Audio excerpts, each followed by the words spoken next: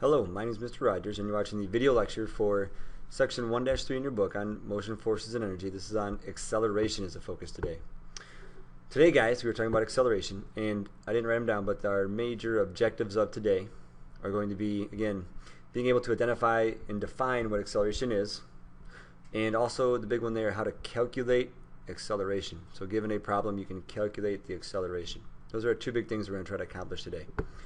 So let's jump right into it. First things here is a basic definition of what does it mean for something to be accelerating. What is acceleration? Acceleration is the rate at which velocity changes. And the key word there is velocity, when velocity changes. And you think back to last section, velocity is speed in a given direction. So you need speed and direction. So anytime your speed changes or your direction changes, that's going to be a change in acceleration. So typically, the most common example is going to be increasing speed is the most common example. So speeding up, think about in a car, you hit the gas, it accelerates, that car is accelerating, you're increasing your speed. But also, again, it goes back to the idea of anytime that speed changes or your direction changes. So it could also be decreasing speed. So when you hit the brakes, again, that rate of velocity is changing, your speed is changing. Anytime your speed is changing, you are accelerating. And then finally, the real kicker is the change in direction. So that goes back to velocity, speed, and direction. So anytime you change direction, you're changing the rate at which it accelerates. So turning left, you're driving, you turn left, you're walking, you turn left. That change in direction signifies that you're now accelerating in a way.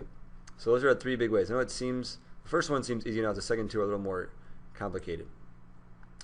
So how do we look at calculating acceleration? When we calculate acceleration, there's a formula we're going to use.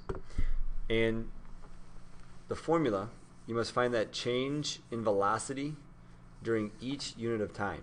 How much does your speed or velocity change during each unit of time, like every second or every minute? And so our formula is acceleration equals final velocity minus initial velocity divided by time. So your ending speed minus that starting speed, we'll say, or velocity, divided by the time. How long did it take to change from one end to the other? So think about a car going from 0 to 60. So again, 60 is our final velocity, the ending speed. The initial was 0, it started at 0 velocity. And our time was, we'll say, 5 seconds. So to calculate the acceleration, we need to know all three of those factors.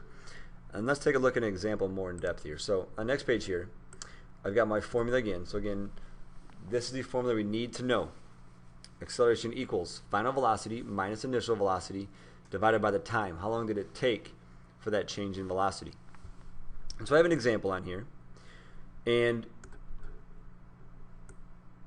we have A for acceleration equals 40 miles an hour minus 5 miles an hour divided by our 5 seconds. So we have a roller coaster, and you're at the top of the hill.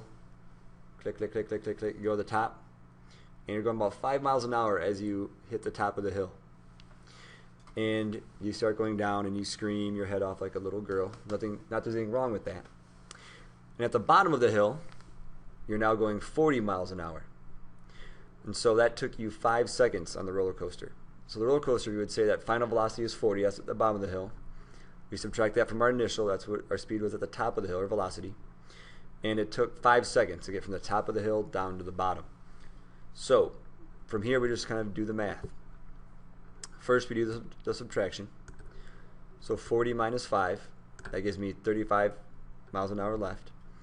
And again, leave this, remember, leave the label on when you do this math here. So 35 miles an hour divided by 5 seconds. So seconds was our time. It's very important we leave those labels as they are. Because from here we do the math, so 35 divided by 5 gives me 7. And now for our label, how we label acceleration is a little bit different. It's tricky. We need to take our label from the top and the bottom. We have to put them both on there. So what this is saying is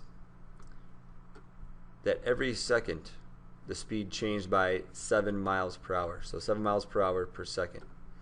Every second the car sped up, or in this case the roller coaster sped up 7 miles per hour. So make sure you put both the labels on there. Put the one on top and the bottom goes into your final answer. Okay, it's very important when we label these.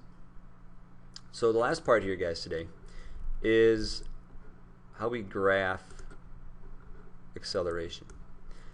And when we graph it, speed is on the y-axis and time is on the x-axis. And so a couple things to think about. If you have a straight line, it shows that the acceleration is constant as a straight line. If the object, we'll just take a look at the picture I made. It's the best way to do it. So if you have a graph and the line is straight, like horizontal, what this means is the speed isn't changing. We're just going 60 miles an hour. You've hit the cruise control button, we would say. So there's no real acceleration. There's no change in speed. Now, if the line is straight, that means it's kind of a constant acceleration, like our problem we just showed you. Every second, it changes by 7 miles per hour per second. That'd be a constant acceleration. Now, if you got more in depth, though, what typically happens is you have more of a curve on that line. So that means the acceleration rate is changing. In this case, the rate keeps going up. It keeps increasing. So it's slower at the bottom. The rate isn't changing as much as it is at the end. So it depends what type of line you see on the graph will depend on how that car is accelerating. So if it's flat, that means there's no acceleration. If it's straight, it's a constant steady acceleration. And if it's curved, that means the acceleration rate is changing. Again, that rate of acceleration is changing, slower at the bottom, getting faster as you go to the top, the bigger that curve. Alright, it's 8th grade. I appreciate you watching this video, and we'll see you guys along the way. Thank you for watching.